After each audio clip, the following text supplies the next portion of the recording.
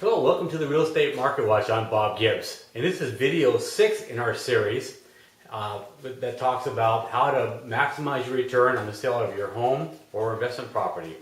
This video talks about being mentally prepared for the sales process, and this is, again, second to motivation. This is an extremely important thing to keep in mind when you're putting your home on the market.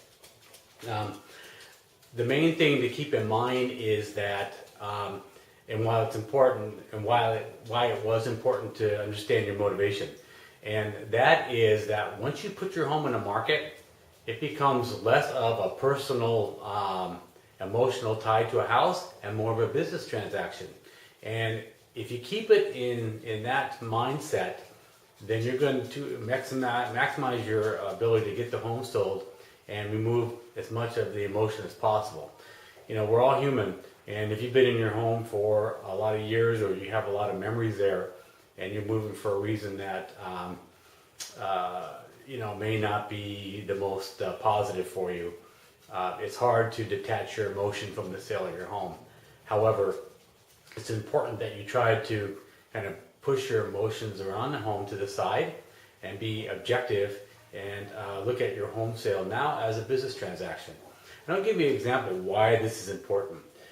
First of all, you're going to have a lot of privacy issues once you put your home on the market. I mean, people will be coming in to see it during open houses, there'll be a broker tour, there'll be agents showing it during the week, in the evenings when you're trying to have dinner. There'll be no end of people wanting to see your home. And that can become a privacy issue, especially if you're not used to having people in your house.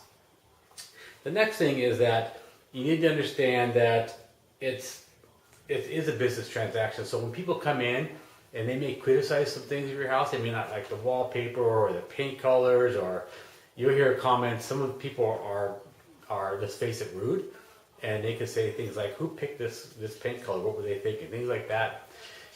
As hard as it is to remain calm in those situations, it's important that you just kind of work through the comment and try to get to the message.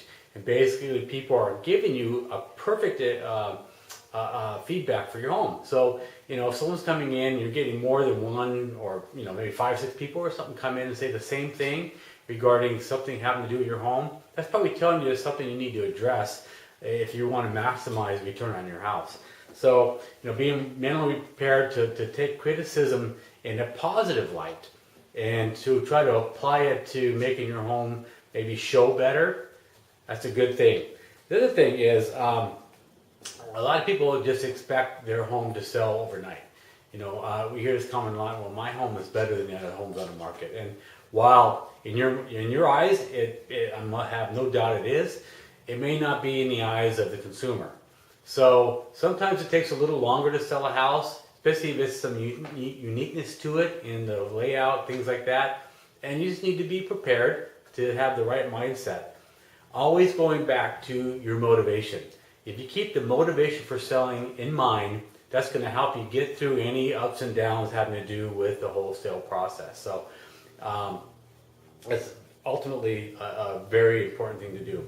Here's the next thing.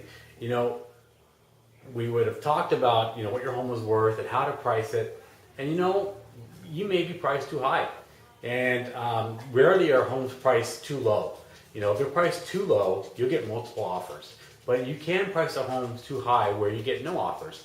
And kind of a rule of thumb for this is if you get 8 people coming through the house and no offers, that's telling you something. If you have no one showing the home for a week, that's also telling you something. That's basically saying that the market and the agents have rejected your price, and maybe it's time to do an addendum, to amend the price down. What you want to do is better to get an offer to work with than to get no offers at all. So again, if you have the proper mindset, you're looking at this as a business decision. If someone comes to you, we come to you and say, "You know what, we've had all these showings and no offers, and everyone that's coming in is saying it's priced too high," take a step back and say, basically it is, because we don't have offers yet. Bottom line, if a home is priced right and it shows well, it's going to sell. Unless you're located on top of a freeway. But even in those cases, if it's priced right, someone will buy it. preparing your family's mindset for a sale is ultimately a very important endeavor to undertake. And so mainly if you have kids, having the kids be part of the move and the sale is probably important. So the more you can bring them into it, I think the better off you'll be in the long run, and it'll gear their mind to, okay, we have something coming at us or coming in the future that is going to be great for us. So let's help mom and dad get this home sold. And by doing that, you'll make sure that as much as possible, they'll keep their rooms clean, they'll make their beds, things like that. That helps show the property again, but without proper mindset, I've seen it a lot of times where a kid can really sabotage something going on with a home sale. So something to keep in mind. Incorporate your kids into the process. I think that's ultimately a good thing to do. And for a couple, whether it's a wife or a husband, or just a couple, if you're doing this together, remember why you're selling, because this can be a very stressful process. And the last thing you want to do is have you and your partner at odds, or kind of going to battle over small things having to do with preparing the house for sale. Should we show it this weekend? Should we hold it open this weekend? I don't feel like it. Those types of things. If you keep your ultimate motivation in mind, that will allow you to have the proper mindset when things come at you. So you go at it more as, this is us doing this as a team, and it's not me pulling you along with me. So mindset there is ultimately important. I've seen a lot of situations where a couple will, they'll just be at odds almost during the whole process, and little things will set one or the other off. So it's important that you discuss things openly and frequently, and really keep in mind your motivation for selling. And the last thing I want to talk about is with the sale of a home, this can be a very exciting time for you and your family. So whatever your motivation is, apply that to creating a positive environment and positive mindset for the sales process. Whether you believe it or not, if there's a lot of stress and anxiety in a house, people can feel that when they come in. There's an energy in there, and it's kind of hard to explain, but if you go into a house and there's a lot of tension, it will push people away.